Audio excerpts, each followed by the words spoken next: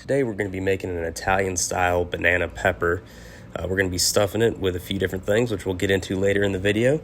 But over here we go over to me and my assistant Paisley, who's got her hands full of other things, helping me pick some banana peppers off the old banana bush there. This thing just puts out so many peppers. We're also going to pick a couple jalapeños out of there as well. And that's mainly just because I want to stuff some of those and see how those were in the concoction, and they actually turned out pretty good. And then we're going to throw a couple Serranos in there as well, and those are those smaller, kind of spicier peppers, and we're going to use that in the mixture. You see it? Yep, in the bag. Such a good helper. Loves helping daddy. So then we'll go rinse them off because, of course, use pesticide out there in the garden because I'm not an animal. Yep. Go ahead and chop the tops off. At this point, you could either take the end of a spoon to get the seeds out, or you can slice them down the side like I just did there.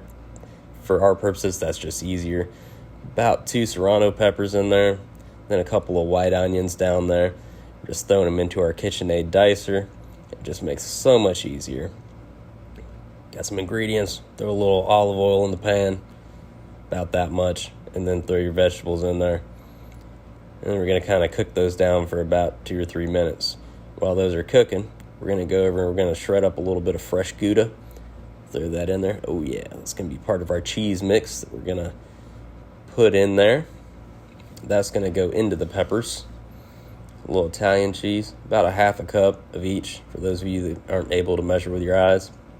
Throw the meat in there, red pepper flakes, fresh crushed black pepper, fresh crushed pink salt. Then we've got our basil here.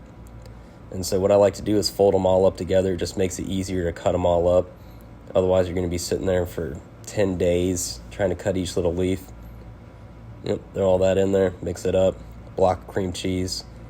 Put that cheese mix we just put together. And then we've got the eggs that we're going to be using as our binder. I would recommend that you whisk these. I'm not sure what I was thinking, just dumping them in there because it made it a real bear to mix. But anyhow, you start taking your mixture, put it in your piping bags. I got these little plastic piping bags on Amazon. It was like a pack of 100 for like no money at all. Just kind of great to have around the house, honestly. So just fill them all up, stick them down there on your little bed of sauce, cover it up with some foil. And then I did them in a smoker at about 220, about 45 minutes covered, 45 minutes uncovered, and then threw the cheese on there. If you do in the oven, probably put it at 350 for about 10 to 15 minutes each way. Just because it's way hotter of a temperature. We pull it back out. It's magically got cheese on it. Bam. Just some Italian cheese mix. Then we'll bring it over, throw it on our plate on top of that bed of Orzo rice. A little bit of oregano, and we are ready to eat.